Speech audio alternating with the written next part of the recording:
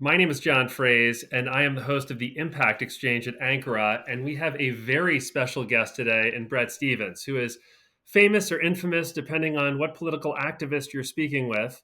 But Bret has a long and very impressive history in journalism and politics and history and teaching, education. Pulitzer Prize winner, Ellis Island Medal of Honor winner, and the founder of the Renewed Democracy Initiative, plus worked at the Wall Street Journal for a very long time. I've read your stuff for a very long time. The New York Times, you're writing there, where everybody threatened to cancel their subscriptions if they brought you in, and somehow the New York Times is still making money. So Well, thank you for you joining forgot my me. most impressive credential, John. Oh, excuse me. I know what this is going to be. You're a graduate of the class of 91 at No, I thought my Middlesex most School. important credential was that you were a student in the class that I was in, which I was the assistant teacher. You were a class of '93, if I'm not mistaken. This is true. And I don't remember you being the assistant teacher. I remember you being the teacher, and Elliot Trummold, who, by the way, is not mentioned in the things we're going to talk about today, was sort of your assistant, is how I remember it. The professor Not became sure the that's true, assistant. but I'll accept your version of events. So, I went back when I found out you agreed to do this, and thank you very much. I went back to look at your 2023 speech on Go Forth and Argue that you did at the Right. University of Chicago. And it was met with a lot of resistance. And there's so many things we could talk about, Israel, Gaza, Trump, all this stuff. I don't want to talk about any actual event. I want to talk about the structure of discourse, of argument, of debate, which is something that you taught me when I was a sophomore at Middlesex. And it seems like you're still talking and writing about the same thing you taught me back Yeah, then. I'm consistent, I guess. So it's basically, if I were to sum the whole thing up, you're basically saying, please don't be intellectually lazy. There's a range of ways you get at that, Yeah, though. it's interesting. I'm a graduate of the University of Chicago, and I thought it was just a wonderful honor to be asked to speak at the graduation ceremonies there. And giving graduation speeches is very difficult because you have to say something that sort of is universal and accessible and moves at a lively pace over no more than 16 or 17 minutes at most.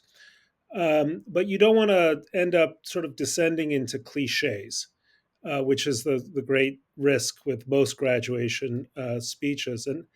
And then, of course, I was speaking to a university that I think very highly of, that has this particular tradition of free expression, and I wanted to talk about why that tradition, why those skills they acquired through the not just free expression, but through the vigorous exchange of ideas and the contestation of ideas should matter in their future lives, and why it wasn't just unique to the university or shouldn't be unique to the University of Chicago.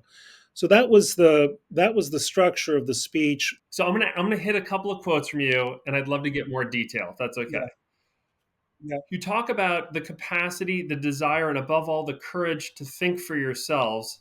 And I think that's the first part, which people I think forget about, but also to express and behave yourselves accordingly. I think people are very good at expressing themselves without doing any of the homework. So there's a lot of sort of empty arguments out there. But when you think about the structure of an argument, like the architecture of an argument, what are we missing most? And I'll just stop at the United States. When you're engaging others, where are you critical of them? Well, um, there's a term in Greek called prolepsis, which leads to an idea in rhetoric about proleptic argumentation. And what that means, in effect, is the anticipation of the argument of your opponent.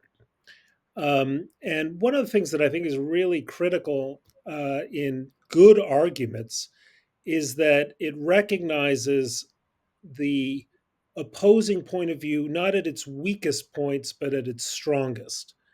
I've always tried to do that in my columns. If you look at my column from a few days ago, I talk about the I try to make the best case for that the some members of the Trump administration make for abandoning Ukraine as being sort of not core to our strategic interests.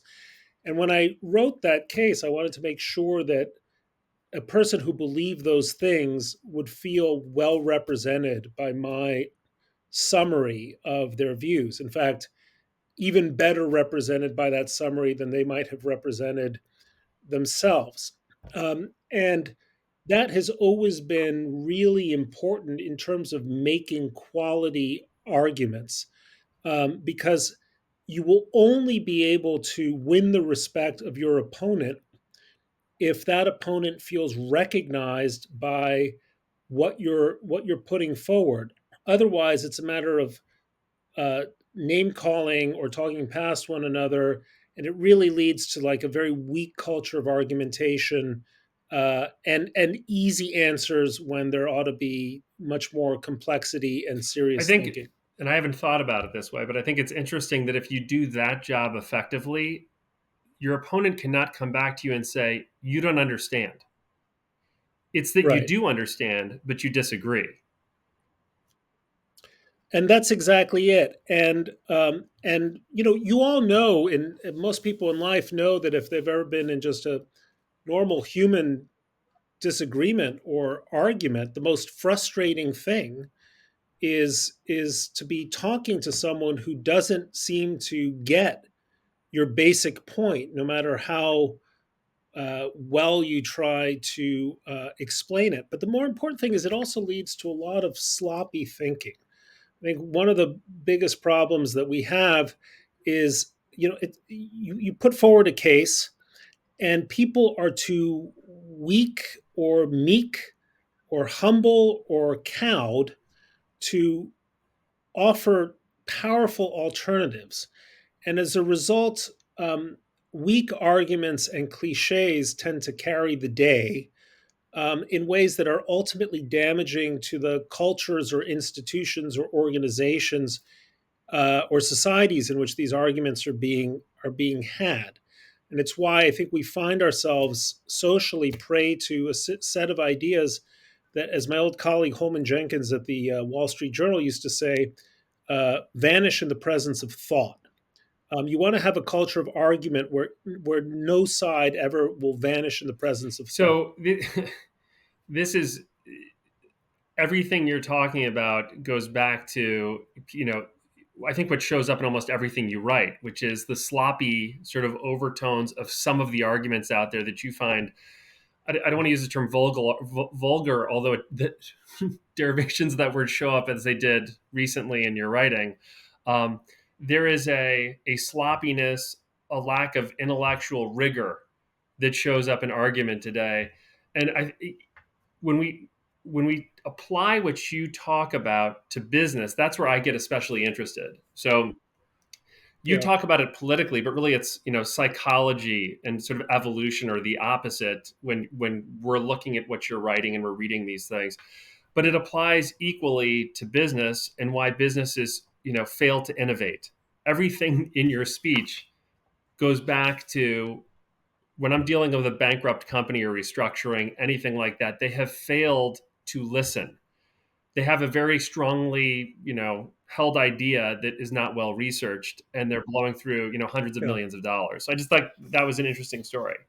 So, Well, I think as I remember it, and now it's been a while that I gave the speech, so it's not entirely fresh in my mind.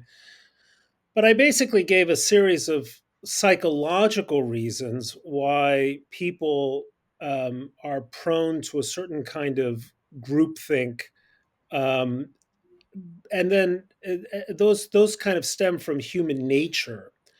But then there's a fourth reason, which is really the decisive one, which is culture building within institutions, within businesses or organizations. I mean, I think I offered a few examples from the Vietnam War, the management of the Vietnam War under Bob McNamara, to the creation of New Coke, to the creation of the metaverse by Facebook. Like how does it happen that big organizations, whether it's Facebook, Coke, or the Pentagon, make these catastrophic mistakes. And it winds up, as I tried to art, as the case I tried to make was that it winds up being about the culture that leadership Yes. creates. And you'll often find institutions that will say, we believe in thinking outside the box. Of course, that itself is a cliche. We believe in a culture of openness and where people feel safe to express themselves, et cetera, et cetera.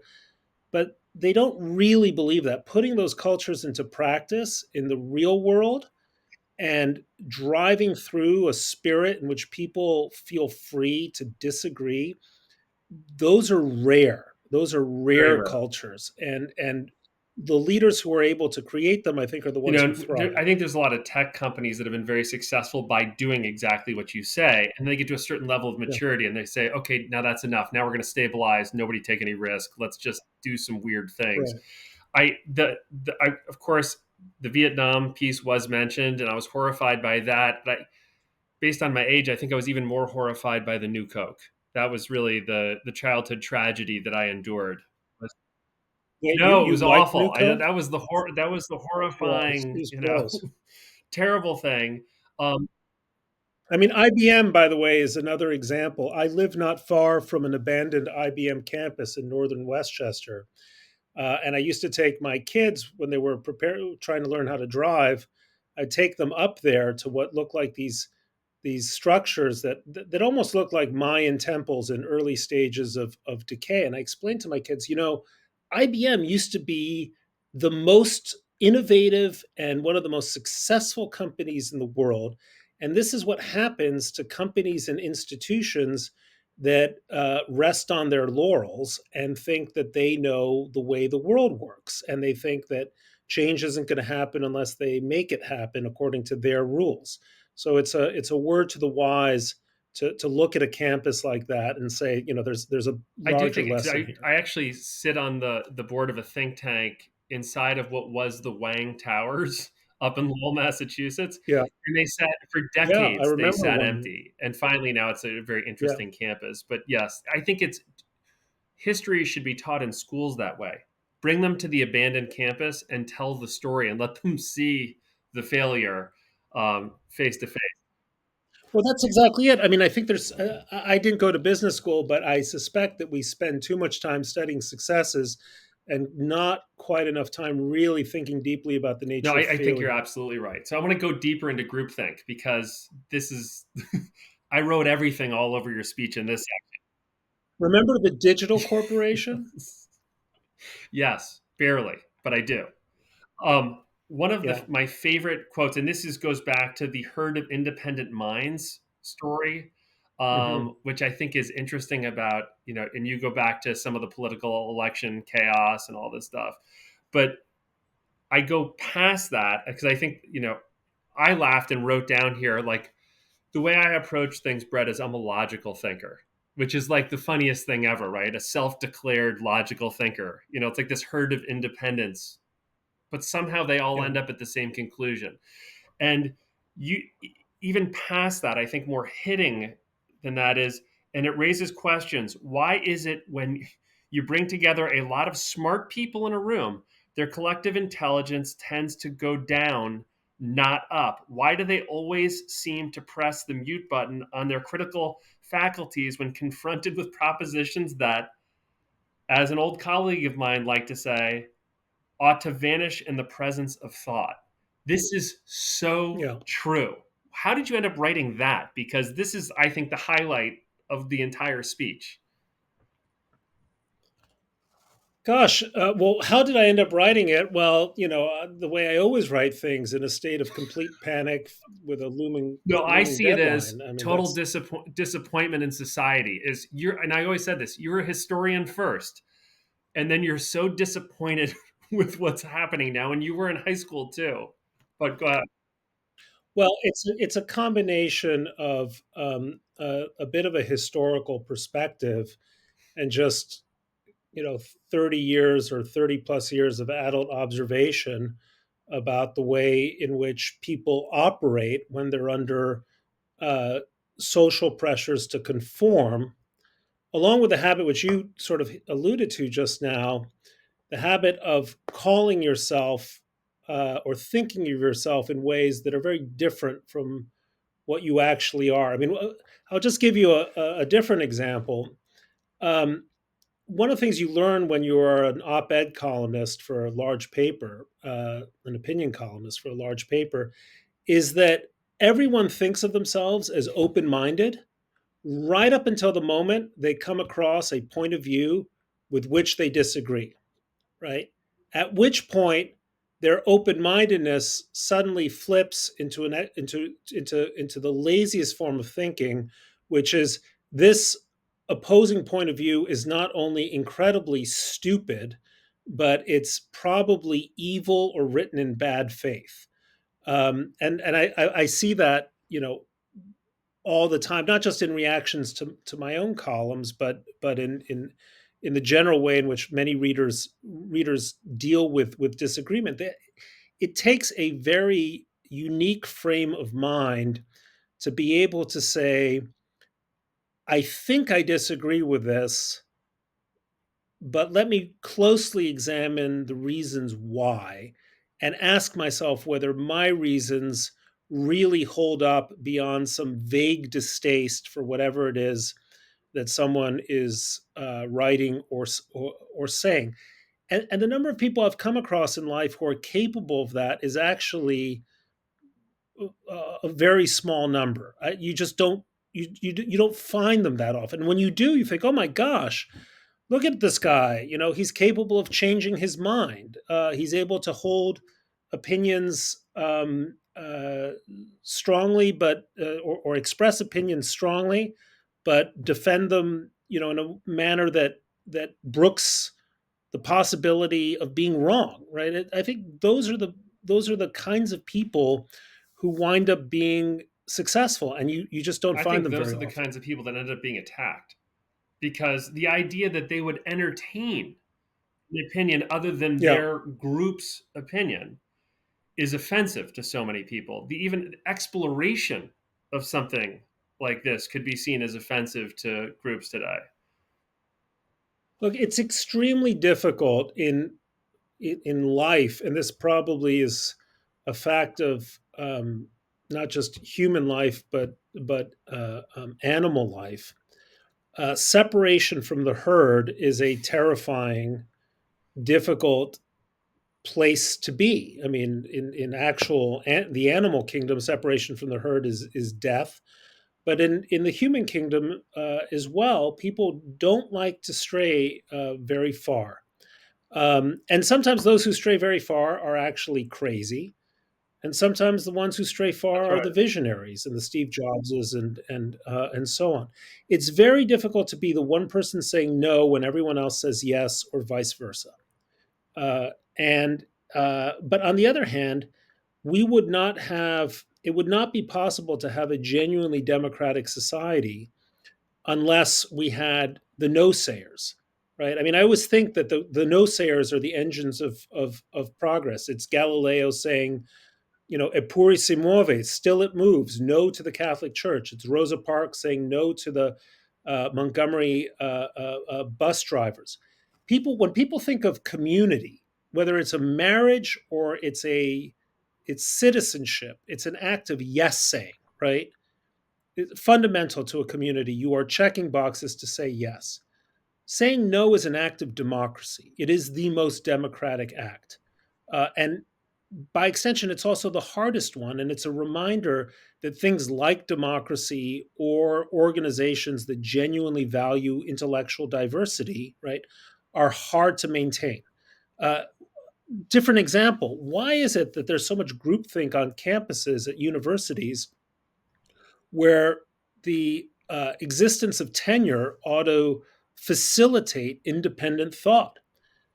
I, I think one of the reasons is that tenure actually does not facilitate independent thought. It facilitates the creation of like minded communities who are immune from criticism. But it's also the fact that many faculty members, even those who have tenure, are often afraid to speak out because the social pressures against independent thought are so great that even tenure will not license everyone except the bravest thinkers to say things that they feel fall afoul the social conventions or the ideological I mean, it's interesting to me bounds. that tenure should free people to innovate, have very interesting arguments, and what it does is it lulls people in tenure into a level of comfort that they wouldn't dare disrupt, right? And again, the opposite effect, and I think it's troubling. Um, Again, it comes down to culture because the social drivers and the psychological drivers that lead us to a certain kind of intellectual conformism are so powerful that unless you have institutional leaders who are constantly pressing and rewarding independent thought, you're but just this not is going to this get is the criticism pressing you also forward, have of the rewarding it. Ivy League, which is once you make it to Yeah. Ivies, why risk your status? Like, let's just get through this, get the degree. No need to rock the boat. It's not everybody, and I don't want to be a generalist about this story, but this is why I try to find people in my practice that went to a state school, are incredibly passionate, and cannot help but do the work. Like, that's the opposite of what I get. You know, it's very true. Prestige. I notice that people who attend prestigious universities um, uh, are often become increasingly risk averse as they move through the paces of life because the idea of moving away from a prestigious uh, um, clerkship, a prestigious internship, a prestigious this or that, um, is terrifying. It doesn't prestige tends to work against risk taking because people feel they That's have something exactly to lose. People want to hold on to the life raft that says Harvard or says Goldman or whatever it is because these are tokens of their success and of their importance and of their place in society. But I think they do a tremendous amount of damage or can do a tremendous amount of damage to people who might otherwise be inclined to take risks. All right, so when we go back to this architecture story of decision making and of arguing, I think about, I stole some of this from a friend, but you've got the head, you've got the heart, and the stomach, right? Sort of three components, stomach being courage to actually go out and handle this adversity. And I liken it to construction, good, cheap, fast. You get to pick two. You can't build a house that's great quality, inexpensive, and done quickly. You only get to pick two in construction, and maybe it's true that you only get to pick the head and the heart, or the head and the stomach when it comes to intelligent debate in our society. But I hope that's not true. Well, again, it's rare. And I have seen people with all three qualities.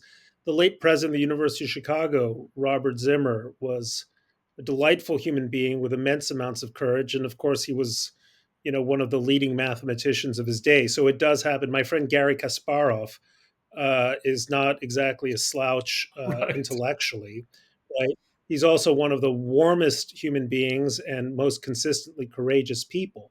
So they are out there, but they're hard. It's true that they're very Well, what hard to I find. especially enjoy, which was not part of my research for you, but just my general applause of the University of Chicago, is how they handled all the protests. It's, yes, free speech, and yes, we get to argue and disagree with each other, but that doesn't give you carte blanche to go out and destroy everybody else's experience. And the fact that Yeah. the principles of University of Chicago are not a program. It's not something we're doing for the next 6 months. It is in the DNA of the university. Allow this to be in my mind, a very simple decision. It wasn't, we got to get everybody together and figure out what we're going to do. This violates the principles of philosophy of who we are as a learning institution.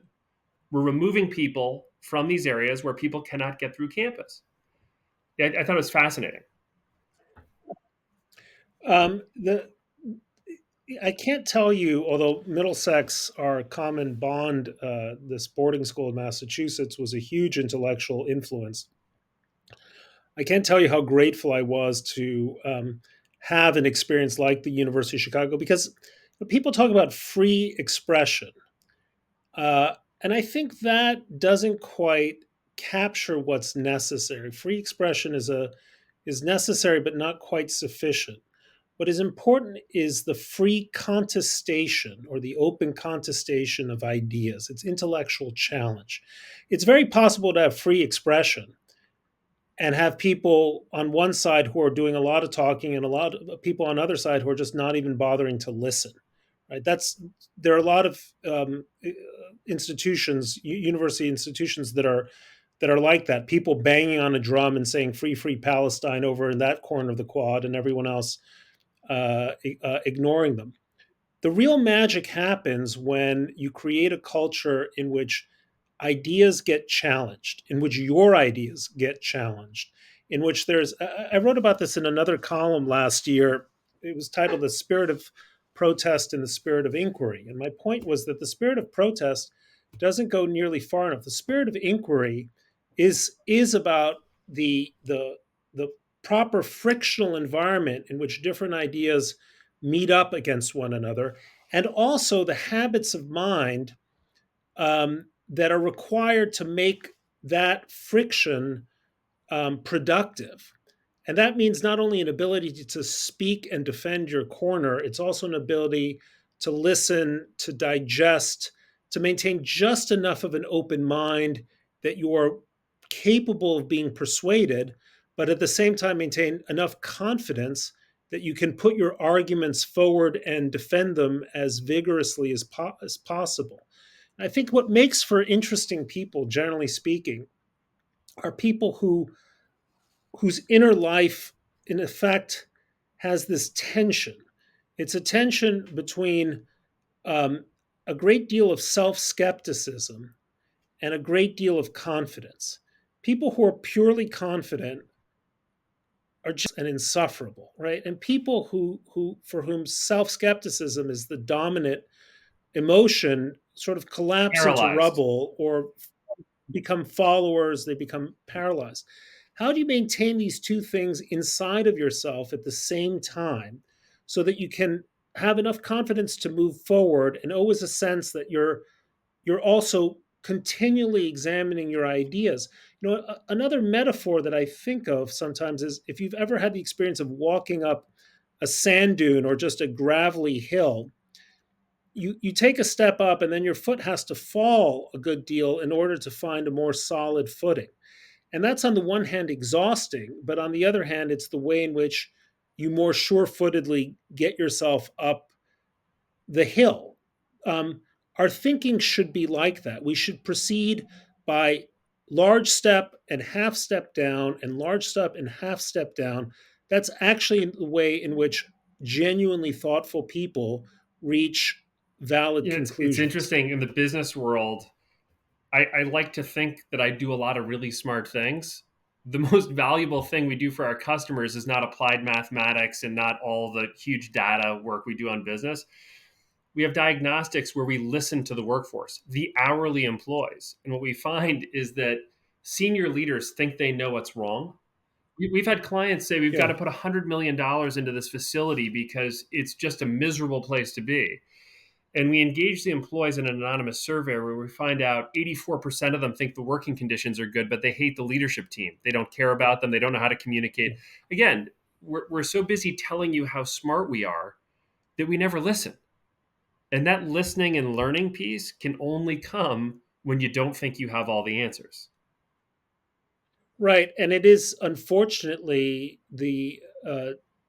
um, the defect of the virtue of high intelligence is not realizing that there are other smart people in the room, even if they are slightly less articulate than you are.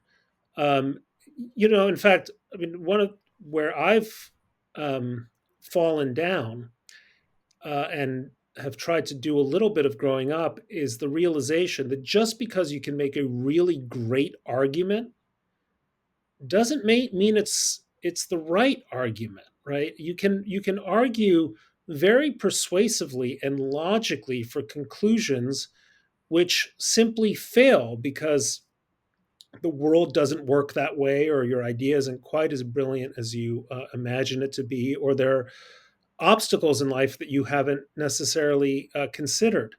And it's typically where very smart people tend to go wrong, not least because it's difficult to find intellectual peers who can challenge you in a way that you take into serious Like consideration. valuable argument, not just saying Yeah. no, but actually having a different point of view that's been researched. So you're talking about Robert McNamara again a little bit here, and your piece here was second point. There is a problem of rationalization of smart people convincing themselves and others of some truly dumb things, which you mentioned earlier. And just Yeah. because you're great at arguing doesn't mean you're right, which I think is an awesome point. And I know I've taken up too much of your time, so I want to talk about one other thing. When we think about leadership, and I'm not trying to put you on the spot, like what's your definition of a great leader, but are there traits in leaders that you think about when it comes to arguments?